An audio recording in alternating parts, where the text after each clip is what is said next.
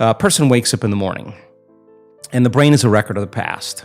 The first thing they do when they wake up in the morning is they start thinking about their problems. And those problems are memories that are etched in the brain that are connected to certain people, certain objects, certain things at certain times and places. So if you believe that your thoughts have something to do with your destiny, the moment you think about your problems, you're thinking in the past, right? Mm-hmm. Now, every one of those problems has an emotion associated with them because we've experienced them. So the moment you remember your problems, now you feel unhappy, now you feel anxious, now you feel fear.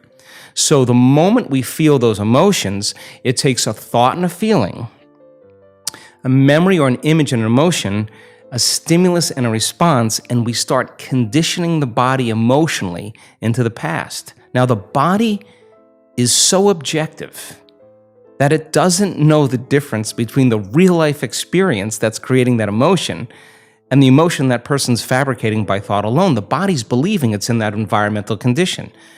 So if the environment signals the gene, and that's the truth, and the end product of an experience in the environment is an emotion, we're signaling the same genes, and genes make proteins. And if you keep signaling the same genes, you start down-regulating the gene to make cheaper proteins, and the body begins to break down. Now, that's an unconscious process.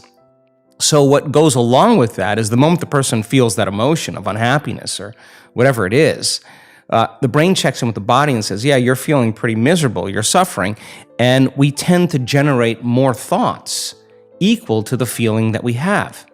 And so then we get caught in this loop of thinking and feeling. So if we can't think greater than how we feel, or feelings have become the means of thinking, then we're thinking in the past, right?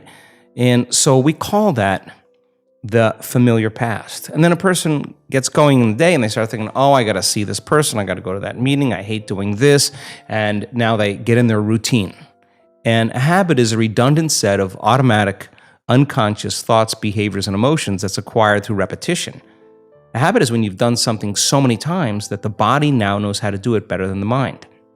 So now the person running through the same routine every single day is on autopilot, and their body's now dragging them into a predictable future based on what they did in the past, and they've lost their free will to a set of programs, right? So now you have the familiar past and you have the predictable future. Those are knowns.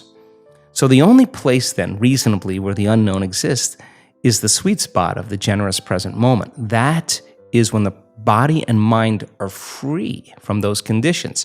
So along with those emotions that influence the same thoughts, people start becoming more judgmental. They start becoming more impatient. They start becoming more entitled. They start getting more afraid, more anxious, more depressed. And now the body is literally being depleted of energy because it's believing that it's living in an emergency situation. And in emergency, you tap all of the body's resources for some threat, whether it's real or imagined. And so then when you're releasing all of these chemicals, we are literally drawing the body's life force and turning it into chemistry. And so for the short term, that's cool. But the arousal that's created from those stress hormones is a rush of energy. And so then people use the problems and the conditions in their life to reaffirm their conditioning or their addiction to that emotion. And in a sense, they become addicted to the life they don't even like. And this is why change is so hard.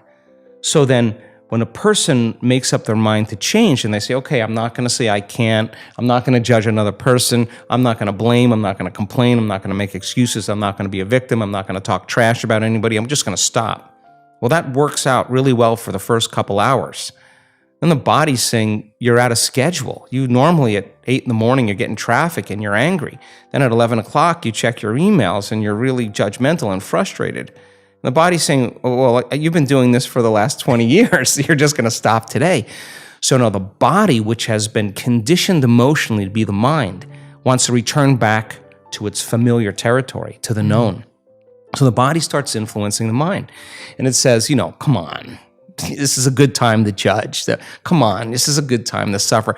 It's your ex's fault. It's the government's fault. It's the weather, the news, whatever it is. And if we accept believe and surrender to that thought without analyzing it, it slips by and it begins to program the autonomic nervous system to make those pharmacy of chemicals.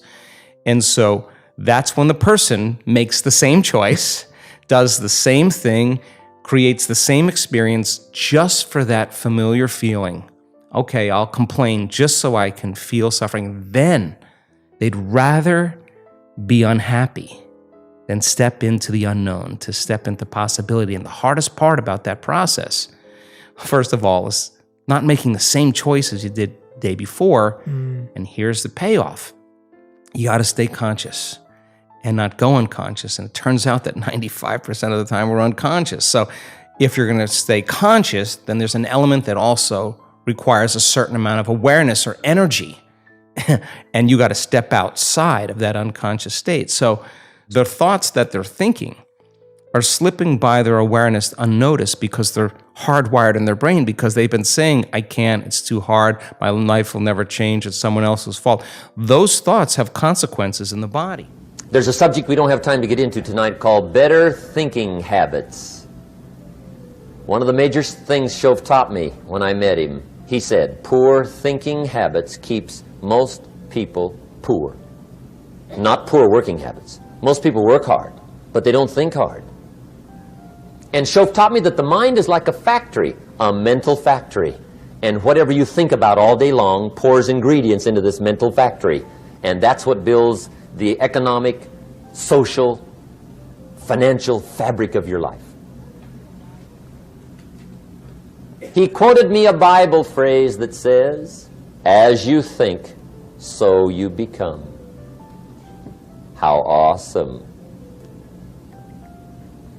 When he talked about poor thinking habits, he had me. I used to start the day reading the morning newspaper. I mean, you can believe that or not. I'd get a cup of coffee and read the paper. I'd load up on wars and riots and murders and stabbings and killings and bank robberies and muggings and car wrecks and tragedies. I'd even read the back pages. I seem to like that stuff for some weird reason. I'd load up on all that, and then I'd start the day. You can imagine the kind of days I used to have. You walk around on your financial knees. They call you economic peewee.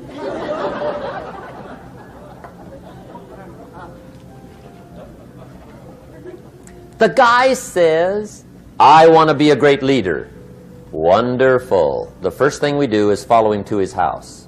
When we get there, we walk in and check his library, number one. Somebody says, well, why check his library? The reason is because what a man reads pours massive ingredients into his mental factory, and the fabric of his life is built from those ingredients.